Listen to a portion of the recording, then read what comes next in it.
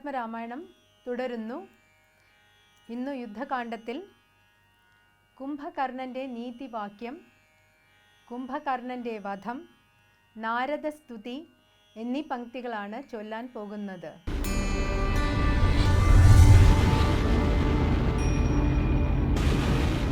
കാലാരി തുല്യനാകും കുംഭകർണനെക്കാലം കളയാതുണർത്തുക നിങ്ങൾ പോയി.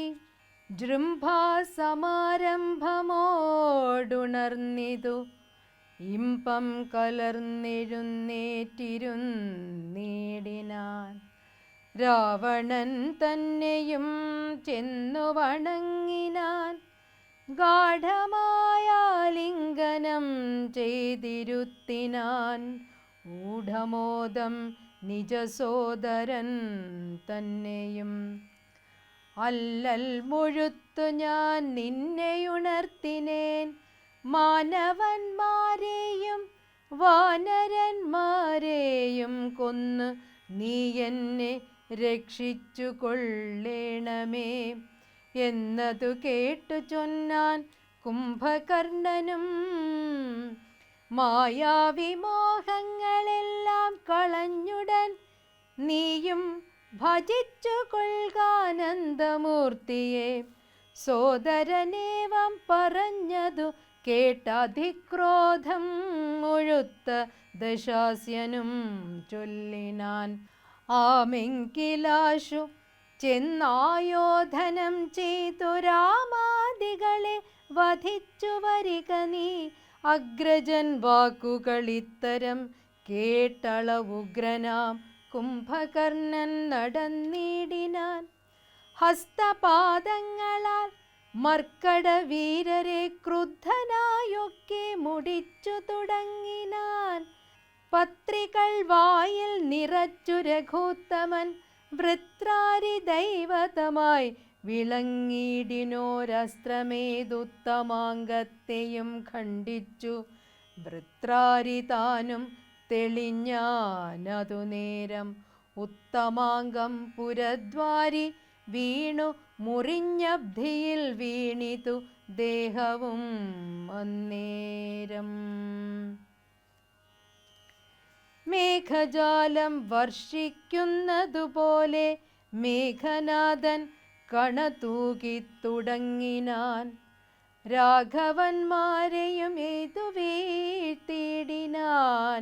മേഘനാഥൻ മഹാവീര്യവ്രതധരൻ ശോകവിഷണ്ണമായി നിശ്ചലമായത് ലോകവും. കൗണപാധീശ ജയത്തിനാലാഖണ്ഡലാരിയും ശംഖനാദം ചെയ്തു വേഗേന ലങ്കയിൽ പൂക്കിരുന്നേടിനാൻ. ലേഖസമൂഹവും മാഴ്കി ഗതാശയാം. കൈകസീനന്ദനായ വിഭീഷണൻ ഭാഗവോത്തമൻ ഭക്തപരായണൻ പോക്കുവൻ മേലിൽ ആപത്തു ഞാനെന്നോർത്ത് പോർക്കളം കൈവിട്ട് വാങ്ങി നിന്നിടിനാൻ. കൊള്ളിയും മിന്നിക്കിടക്കുന്നതിൽ പ്രാണനുള്ളവരാരെന്നറിയേണമെന്നോർത്ത് നോക്കി നോക്കി സഞ്ചരിച്ചു തുടങ്ങിനാനാക്കമേറും വായുപുത്രനുമന്നേരം. ഏകാകിയായി നടക്കുന്ന നേരം തത്ര രാഘവഭക്തൻ വിഭീഷണനെ കണ്ടു. തമ്മിലന്യോന്യമറിഞ്ഞു ദുഃഖം പൂണ്ടു പാഥോജ സംഭവനന്ദനൻ ജാമ്പവാൻ. താതൻ അനുഗ്രഹം കൊണ്ടു മോഹം തീർന്നു കണ്ണുമിഴിപ്പാൻ അരുതാഞ്ഞിരിക്കുമ്പോൾ ചെന്നു വിഭീഷണൻ ചോദിച്ചതാദരാൽ, നിന്നുടെ ജീവനുണ്ടോ കവിപുങ്കവ? നന്നായിതെങ്കിൽ നീ എന്നെ അറിഞ്ഞിതോ. കണ്ണുമിഴിച്ചുകൂടാ രുധിരം കൊണ്ടു നിന്നുടെ വാക്കു കേട്ടുള്ളിൽ വിഭാതിമേ. രാക്ഷസരാജൻ വിഭീഷണൻ എന്നതു സാക്ഷാൽ പരമാർത്ഥമെന്നോടു ചൊല്ലുക.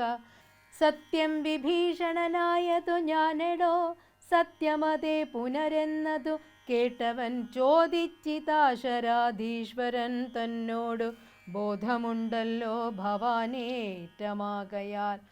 മേഘനാദസ്ത്രങ്ങളേറ്റു മരിച്ചൊരു ശാഖാമൃഗങ്ങളിൽ നമ്മുടെ മാരുതി ജീവനോടെ പുനരെങ്ങാനുമുണ്ടെങ്കിൽ അവതെല്ലാം തിരയേണമിനിയടോ. ചോദിച്ചിതാശു വിഭീഷണനെന്തടോ, വാതാത്മജനിൽ വാത്സല്യമുണ്ടായതും രാമസൗമിത്രി സുഗ്രീവാംഗദാദികളാമവരേവരിലും വിശേഷിച്ചു നീ ചോദിച്ചതെന്തു സമീരണപുത്രനെ. മോദിച്ചതെന്തവനെ കുറിച്ചേറ്റവും എങ്കിലോ കേൾക്ക നീ. മാരുതിയുണ്ടെങ്കിൽ സങ്കടമില്ല മറ്റാർക്കും അറിഞ്ഞാലും, മാരുതി പുത്രൻ മരിച്ചിതെന്നാകിൽ മറ്റാരുമില്ലൊക്കെ മരിച്ചതിനൊക്കുമേ. സാരസ സംഭവ പുത്രവാക്യം കേട്ടു മാരുതിയും ബഹുമാനിച്ചു സാദരം. ഞാനിതല്ലോ മരിച്ചില്ലെന്നവൻ കാൽക്കലാമോദം ഉൾക്കൊണ്ടു വീണു വണങ്ങിനാൻ. ഗാഠമായ ആശ്ലേഷവും ചെയ്തു ജാമ്പവാൻ കൂടെ തലയിൽ മുകർന്നു ചൊല്ലിയിടിനാൻ. മേഘനാദാസ്ത്രങ്ങളേറ്റു മരിച്ചൊരു ശാഖ മൃഗങ്ങളെയും പിന്നെ നമ്മുടെ രാഘവന്മാരെയും ജീവിച്ചിരുത്തുവാൻ ആകുന്നവരാരുമില്ല. നീ എന്നിയെ പോക വേണം നീ ഹിമവാനെയും കടന്നാകുലമറ്റു കൈലാസശൈലത്തോളം. കൈലാസ സന്നിധിയിങ്കൽ ഋഷഭാദ്രിമേലുണ്ട് ദിവ്യൗഷധങ്ങളറിക നീ. നാലുണ്ട് നാമങ്ങളും കേട്ടുകൊള്ളുക. മുമ്പിൽ വിശല്യകരുണി എന്നൊന്നെടോ, പിമ്പു സന്ധാന കരുണി. മൂന്നാമതും നല്ല സുവർണകരണി. നാലാമതും ചൊല്ലുവൻ ഞാൻ മൃതസഞ്ജീവനി സഖേ. രണ്ട് ശൃംഗങ്ങൾ ഉയർന്നു കാണാം അവ രണ്ടിനു മധ്യേ.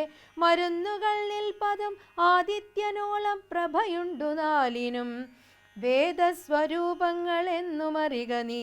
വാരാനിധിയും വനങ്ങൾ ശൈലങ്ങളും ചാരുനദികളും രാജ്യങ്ങളും കടന്നാരാൽ വരിക മരുന്നുകളും കൊണ്ട്. മാരുതനന്ദന പോക നീ വൈകാതെ. ഇത്തം വിധിസുതൻ വാക്കുകൾ കേട്ടവൻ ഭക്ത്യാ തൊഴുതു മാഹേന്ദ്രമേറിയിടിനാൻ.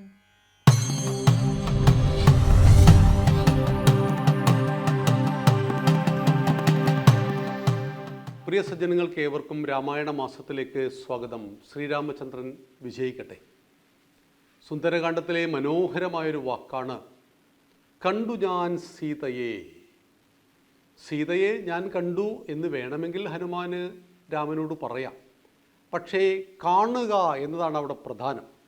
സീതയെ കണ്ടെത്തുവാനാണ് പോയത്. അപ്പോൾ കണ്ടു ഞാൻ സീതയെ. ഒരു കാര്യം പറയുമ്പോൾ അതിൽ ഏത് വിഷയത്തിനാണോ പ്രസക്തിയുള്ളത് ആ വിഷയത്തെ കേന്ദ്രീകരിക്കുക. കണ്ടു ഞാൻ, കണ്ടു കഴിഞ്ഞു സീതയെ. സീതയെ ഞാൻ കണ്ടു എന്ന് പറയുന്നതിനേക്കാൾ നല്ല ഒരു ഭാഷയാണ് കണ്ടു ഞാൻ സീതയെ. ഹനുമാൻ്റെ കമ്മ്യൂണിക്കേഷൻ സ്കില്ല് വളരെ പ്രധാനമാണ്. അതോടുകൂടി സീതാദേവി ഇന്നേ സ്ഥലത്തുണ്ട്, കണ്ടെത്തിയിരിക്കുന്നു. ഇനി സീതയെ വീണ്ടെടുക്കണം. വീണ്ടെടുക്കാൻ എന്ത് ചെയ്യണം? വീണ്ടെടുക്കുവാൻ എല്ലാവരും യുദ്ധത്തിനു വേണ്ടി ലങ്കയിലേക്ക് പോകണം. ഒരു ഹനുമാനെ സംബന്ധിച്ച് കടൽ ചാടിക്കടക്കാം, പക്ഷെ എല്ലാവർക്കും കടൽ ചാടിക്കടക്കാൻ കഴിയില്ല. അതുകൊണ്ട് കടലിന് പാലം നിർമ്മിക്കുവാൻ തീരുമാനിച്ചു ശ്രീരാമചന്ദ്രൻ. കടലിന് പാലം കെട്ടി ലങ്കയിലേക്ക് ചെല്ലണം. അപ്പോൾ കടലിൻ്റെ ദേവനായ വരുണനെ തപസ് ചെയ്തു. വരുണൻ ഒരു ദിവസം കഴിഞ്ഞു, 2 ദിവസം കഴിഞ്ഞു. വളരെ അത്യാവശ്യ ഘട്ടമാണ്. അദ്ദേഹം പ്രത്യക്ഷപ്പെട്ടില്ല. ഭഗവാൻ അല്പം കോപം വന്നു. തൻ്റെ അമ്പും വില്ലും കയ്യിലെടുത്തുകൊണ്ട് പറഞ്ഞു, നിന്റെ കടൽ തന്നെ ഞാനിതാ വറ്റിക്കാൻ പോകുന്നു എന്ന് പറഞ്ഞപ്പോഴാണ് വരുണൻ വന്നത്.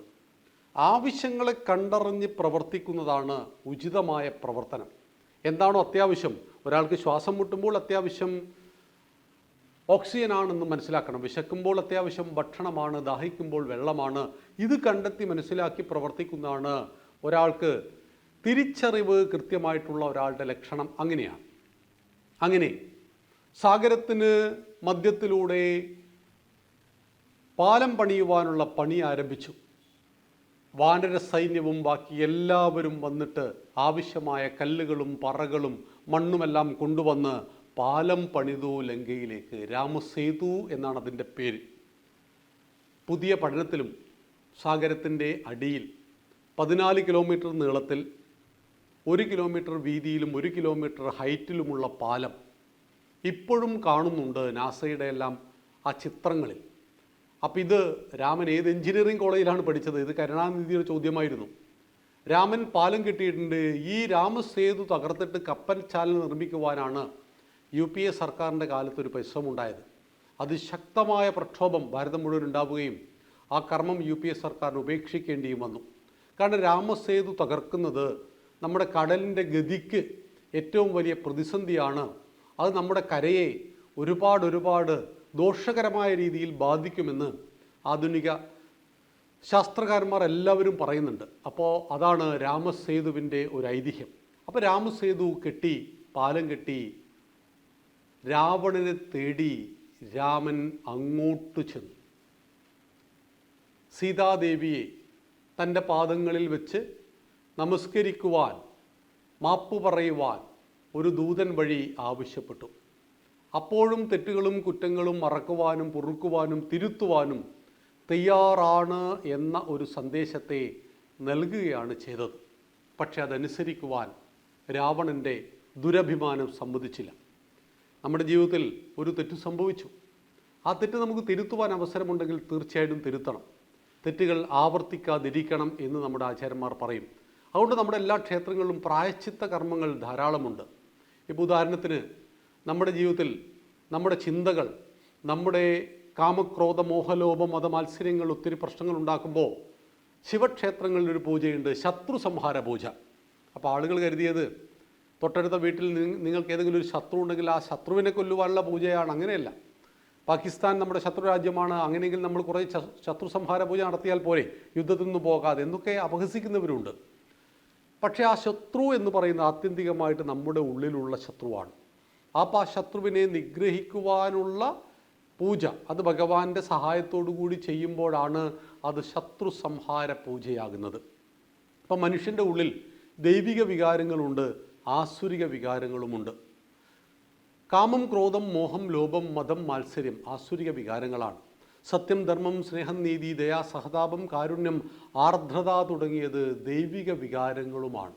അപ്പോൾ ദൈവിക വികാരങ്ങൾ ഉയരുവാനുള്ള സ്ഥലങ്ങളാണ് ദൈവിക കേന്ദ്രങ്ങൾ, ആരാധനാലയങ്ങൾ അഥവാ നമ്മുടെ ക്ഷേത്രങ്ങൾ. നമ്മുടെ ഗുരുക്കന്മാരെല്ലാം നമ്മുടെ ഉള്ളിലെ ദൈവിക സമ്പത്തിനെ ഉണർത്തുവാൻ ഉപകരിക്കുന്നു. അവരുടെ കർമ്മം, അവരുടെ സാന്നിധ്യം, അവരുടെ വാക്കുകൾ എല്ലാം എന്ന് നാം മനസ്സിലാക്കണം.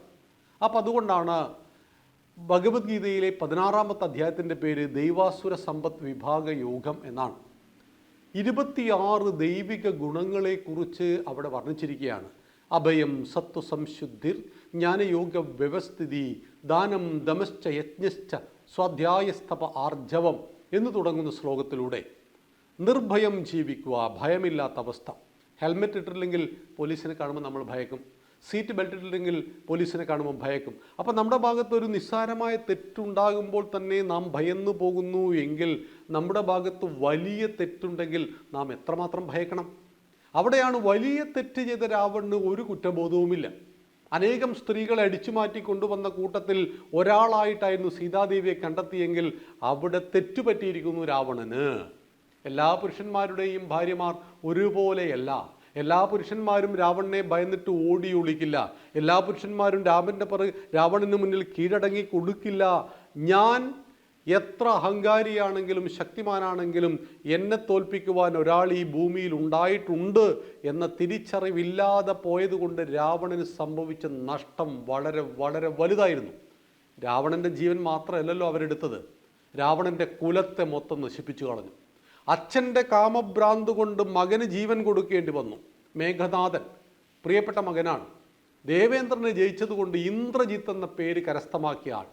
ദേവന്മാരെ ജയിച്ച് ദേവേന്ദ്രനെ കീഴ്പ്പെടുത്തുവാൻ ശക്തി ഉണ്ടായിരുന്ന ആ മകൻ പോലും അച്ഛൻ്റെ കാമഭ്രാന്തിന് വേണ്ടി മരിച്ചു വീഴുന്നു എന്ന് പറയുമ്പോൾ ഒരു രാവണൻ ആ കുലത്തിലുണ്ടാക്കിയ നഷ്ടത്തെ നാം ചിന്തിക്കേണ്ടതാണ്. അതുകൊണ്ടാണ് നീതിശാസ്ത്രം പറയുന്നു, ഒരു കുടുംബത്തിലെ ഒരംഗം, ഒരു വലിയ കുടുംബത്തിലെ ഒരംഗം ആ കുടുംബത്തെ മൊത്തം നശിപ്പിക്കാൻ ഒരുങ്ങിയാണെങ്കിൽ ആ കുടുംബം ഒറ്റക്കെട്ടായി നിന്ന് ആ അംഗത്തെ നശിപ്പിച്ച് കുടുംബത്തെ രക്ഷിക്കണം.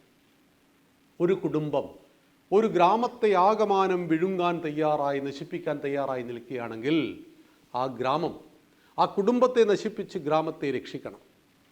ഒരു ഗ്രാമമോ ഒരു സമൂഹമോ ഒരു സമുദായമോ ഒരു രാജ്യത്തെ മൊത്തം ഇല്ലാതാക്കുവാൻ പരിശ്രമിക്കുന്നുവെങ്കിൽ രാജ്യം ഒറ്റക്കെട്ടായി നിന്ന് ആ സമാജത്തെ നശിപ്പിച്ച് രാജ്യത്തെ രക്ഷിക്കണം.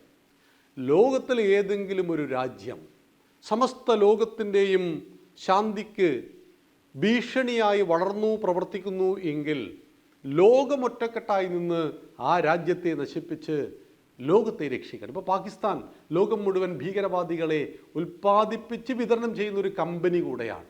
അപ്പോൾ ലോകത്തിൻ്റെ സമസ്ത ഹിതാർത്ഥം ലോകം ഇന്ന് ശാന്തിക്ക് കേഴുന്നത് ഇസ്ലാമിക തീവ്രവാദികളിൽ നിന്നാണ്.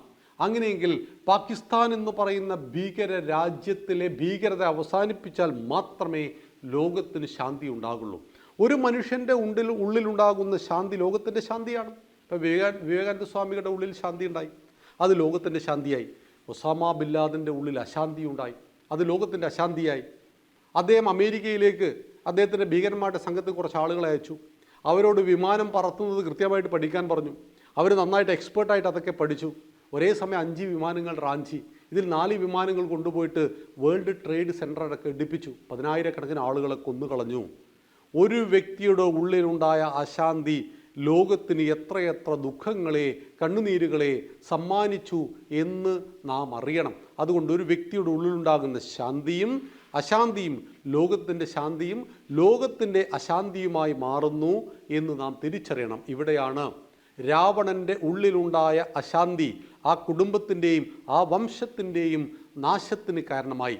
താൻ തെറ്റ് ചെയ്തതാണ് എന്ന് അറിയാമായിരുന്നിട്ടും തെറ്റിനെ ശരിയായി വ്യാഖ്യാനിച്ചുകൊണ്ട്, തെറ്റിനെ ന്യായീകരിച്ചുകൊണ്ട്, തെറ്റിൽ ഉറച്ചു നിന്നുകൊണ്ട് മുന്നോട്ട് പോയതുകൊണ്ട് അദ്ദേഹത്തിന് കാലവും രാമനും പൊറുക്കുവാൻ തയ്യാറായില്ല. രാമൻ്റെ ബാണമേറ്റ് ആ വംശത്തിലെ ഓരോരുത്തരും മരിക്കാൻ തുടങ്ങി എന്നതാണ് അതിൻ്റെ യാഥാർത്ഥ്യം. ഇവിടെ രാമായണം നമ്മളെ പഠിപ്പിക്കുന്ന വലിയ പാഠമാണ്. തെറ്റ് യഥാകാലത്ത് തിരിച്ചറിയാൻ കഴിഞ്ഞില്ല എങ്കിൽ ആ തെറ്റുകൊണ്ട് നമ്മൾ മാത്രമല്ല നമ്മുടെ കുലവും നശിച്ചു പോകുമെന്നുള്ളത്. നന്ദി, നമസ്കാരം. ശ്രീരാമചന്ദ്രൻ വിജയിക്കട്ടെ.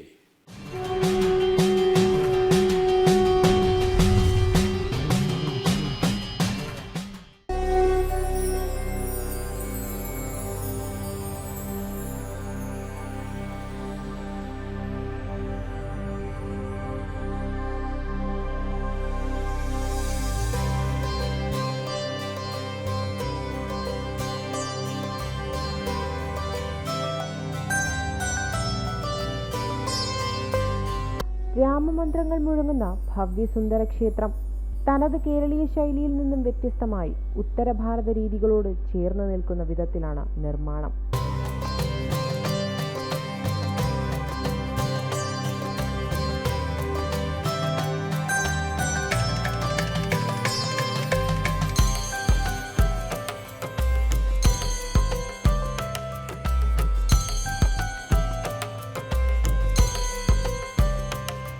സങ്കടങ്ങളിൽ നിന്ന് മോചനമേകുന്ന ആഞ്ജനേയനൊപ്പം മഹാഗണപതിക്കും തുല്യ പ്രാധാന്യത്തോടെ പ്രതിഷ്ഠയുണ്ട്.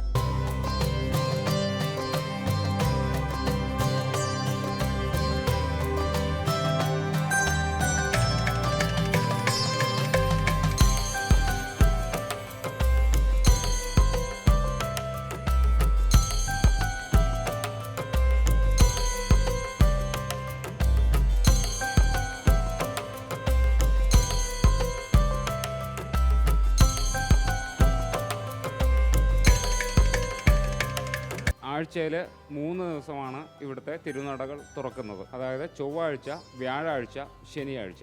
ഈ 3 ദിവസവും 2 നേരവും ഇവിടെ നട തുറന്ന് ഭക്തർക്ക് ദർശനവും വഴിപാട് നടത്താനുള്ള സംവിധാനങ്ങളും എല്ലാം ചെയ്തിട്ടുണ്ട്. പ്രധാന പ്രതിഷ്ഠയായിരിക്കുന്ന ഹനുമാൻ സ്വാമി ചൊവ്വാഴ്ച ദിവസങ്ങളിൽ രാവിലെ 6 മണി മുതൽ 9 മണി 9:30 വരെ ഇവിടെ ഉണ്ടായിരിക്കും. അതിനുശേഷം വൈകിട്ട് 5 മണി മുതൽ 7:30 7:45 വരെയാണ് ദർശന സമയം. നട തുറക്കുന്ന എല്ലാ ദിവസങ്ങളിലും ഇതേ തന്നെയാണ് ഇവിടുത്തെ ദർശന സമയങ്ങൾ. ഭഗവാന് ഇഷ്ടപ്പെട്ട വഴിപാട് വെറ്റിലമാലയുണ്ട്, ഹാരം ചാർത്താറുണ്ട്, പിന്നെ അവിൽ നിവേദ്യം പ്രധാനമാണ്. അർച്ചനകൾ, പുരുഷ സൂക്തം, ഭാഗ്യസൂക്തം, സംവാദ സൂക്തം, ഐക്യമത്യ സൂക്തം എന്നീ അർച്ചനകൾ, എല്ലാ അർച്ചനകളും ഇവിടെ ഭഗവാന്റെ മുന്നിൽ വൈഷ്ണവ പ്രീതിയാണ്. ഭഗവാൻ എന്ന് പറഞ്ഞു കഴിഞ്ഞാൽ ഹനുമാൻ സ്വാമിയാണ്, ശ്രീരാമസ്വാമിയാണ്, വൈഷ്ണവമാണ്. അപ്പോൾ വൈഷ്ണവമായിട്ടുള്ള എല്ലാ വഴിപാടുകളും വിഷ്ണു സഹസ്രനാമം ഉൾപ്പെടെ ഇവിടെ നടത്താം. ഏറ്റവും പ്രധാനം എന്ന് പറഞ്ഞു കഴിഞ്ഞാൽ ഇവിടുത്തെ വഴിപാട് വെറ്റിലമാല, തുളസിമാല, അവിൽ നിവേദ്യം ഏറ്റവും പ്രധാനം. നിവേദ്യങ്ങളിൽ അവിൽ നിവേദ്യം, ത്രിമധുരം. ചേങ്കോട്ടുകോണം ശ്രീരാമദാസാശ്രമത്തിൽ നിന്നും സന്യാസ ദീക്ഷ സ്വീകരിച്ച കാർത്തികേയൻ നായർ 25 കൊല്ലം മുൻപാണ് ക്ഷേത്രം നിർമ്മിച്ചത്. ജീവിതാവസാന കാലത്ത് ക്ഷേത്രം വിശ്വഹിന്ദു പരിഷത്തിന് കൈമാറി. ഇപ്പോൾ നടത്തിപ്പും പരിപാലനവും വിശ്വഹിന്ദു പരിഷത്തിന്റെ നേതൃത്വത്തിൽ. വീട് തന്നെയാണ് ക്ഷേത്രം, ക്ഷേത്രം തന്നെയാണ് വീട് എന്ന സങ്കല്പത്തിലാണ് ബഹുമാനീയനായ നമ്മുടെ മൺമറഞ്ഞുപോയ യശ്വര്യനായ കാർത്തികേയൻ നായർ എന്ന അദ്ദേഹമാണ് ഈ ക്ഷേത്രം 4 നൂറ്റാണ്ടിന് മുമ്പേ ഒരു ചെറിയൊരു വീടിൽ നിന്ന് തുടങ്ങിയതാണ് ഈ ക്ഷേത്രം. ഈ ക്ഷേത്രം ഇപ്പോൾ നിലവിൽ അദ്ദേഹം ചേങ്കോട്ടോണം ആശ്രമത്തിൻ്റെ ആളായിരുന്നു. അദ്ദേഹം അവിടെ നിന്ന് ദീക്ഷ സ്വീകരിച്ച് വന്ന ഒരു സന്യാസിയാണ്. അദ്ദേഹം അതിനു മുമ്പേ സായി ഇൻ്റർനാഷണൽ കേന്ദ്രത്തിൻ്റെ ഇൻസ്ട്രക്ടറായിരുന്നു, ഗുസ്തിയുടെ മെയിൻ ഇൻസ്ട്രക്ടറായിരുന്നു അദ്ദേഹം. അതിനുശേഷം അദ്ദേഹം ഇവിടെ വന്ന് തൻ്റെ വിശ്രമ ജീവിത സമയത്താണ് ഇങ്ങനെ ഒരു ക്ഷേത്രം നിർമ്മിക്കാനുണ്ടായത്. പിന്നെ അദ്ദേഹത്തിൻ്റെ ഏകദേശം വയസ്സാകുന്ന ഒരു സമയത്ത് ഈ ക്ഷേത്രം അന്യം നിന്ന് പോകാതിരിക്കാൻ അത് വിശ്വഹിന്ദു പരിഷത്ത് എന്ന സംഘടനയ്ക്ക് 7 കൊല്ലത്തിന് മുമ്പ് അദ്ദേഹം എഴുതന്നു. അദ്ദേഹം കൊറോണ സമയത്താണ് നമ്മളെ വിട്ടു പോയത്. അതിനുശേഷം ഈ ക്ഷേത്രം വിശ്വഹിന്ദു പരിഷത്താണ് ഏറ്റെടുത്ത് പൂർവാധികം ഭംഗിയോട് നടത്തിക്കൊണ്ടിരിക്കുന്നത്. ആഴ്ചയിൽ ചൊവ്വയും വ്യാഴവും ശനിയും ദിവസങ്ങളിലാണ് ഈ ക്ഷേത്രം ഇവിടെ ഓപ്പൺ ചെയ്തിട്ടുള്ളത്. 19 കൊല്ലമായിട്ടാണ് ഈ പ്രതിഷ്ഠകളൊക്കെ ഇവിടെ നിർമ്മിച്ചിട്ടുള്ളത്. ഉത്തരേന്ത്യയിൽ നിന്ന് വരുന്ന നമ്മൾ ടെക്നോ പാർക്കുമായി ബന്ധപ്പെട്ട അടുത്ത ഒരു ക്ഷേത്രങ്ങളിൽ ഒന്നാണ് ഇത്. അവർക്ക് നല്ലൊരു വിശ്വാസം. സങ്കട് എന്ന പദം കൊണ്ട് ഉദ്ദേശിക്കുന്നത് ജീവിതത്തിൽ ഉണ്ടാകുന്ന ദുരിതങ്ങൾ മാറ്റുന്നതിന് വേണ്ടി മാത്രമാണ് ഈ ക്ഷേത്രം നിർമ്മിച്ചിട്ടുള്ള അദ്ദേഹം. അപ്പോൾ അദ്ദേഹത്തിൻ്റെ മനസ്സിന് ഇഷ്ടപ്പെട്ട രീതിയിൽ മാത്രമല്ല, മറ്റുള്ളവർക്ക് ഹിന്ദിക്കാരുമായി ബന്ധപ്പെട്ട് ഒരു ഉത്തരേന്ത്യൻ മോഡലിലാണ് ഈ ക്ഷേത്രം നിർമ്മിച്ചിട്ടുള്ളത്. ദൈവപ്രശ്നവിധി പ്രകാരം കൂടുതൽ നവീകരണ പ്രവർത്തനങ്ങൾ നടത്താനുള്ള തയ്യാറെടുപ്പിലാണ് ഭരണസമിതി. സെപ്റ്റംബർ മാസത്തിലാണ് നമ്മുടെ ഈ ഭരണസമിതി, നിലവിലുള്ള ഭരണസമിതി വന്നിട്ടുള്ളത്. വരും വർഷങ്ങളിൽ എന്നുവെച്ചാൽ വരുന്ന നമ്മൾ ഒക്ടോബർ മാസത്തിൽ നമ്മൾ ദേവപ്രശ്നം വച്ചിരുന്നു. ആ ദേവപ്രശ്നം വച്ച സമയത്ത് വരുന്ന 5 വർഷത്തിനകത്ത് ഈ ക്ഷേത്രം പുതുക്കിപ്പണിയുവാനായിട്ട് നിശ്ചയിച്ചിട്ടുണ്ട്. അത് നമ്മുടെ വലിയ ഹനുമാൻ സ്വാമിയുടേത് മാത്രം നിലനിർത്തിക്കൊണ്ട് ബാക്കി ഈ 2 ഇതിനെ ആലയങ്ങളിലേക്ക് മാറ്റി നമ്മുടെ ഈ ഇരിക്കുന്ന ഗ്രഹം ഇടിച്ച് അങ്ങോട്ട് പിറകിലോട്ട് പുതുക്കിപ്പണിയുവാൻ വേണ്ടി നിശ്ചയിച്ചിട്ടുണ്ട്. അതൊരു 5 കൊല്ലത്തിനകത്ത് നമ്മൾ ആ ക്ഷേത്രം പണി നടത്തുവാൻ എല്ലാവരുടെയും സഹകരണം, സകല ഭാഗത്തു നിന്നൊരു സഹകരണമുണ്ട്.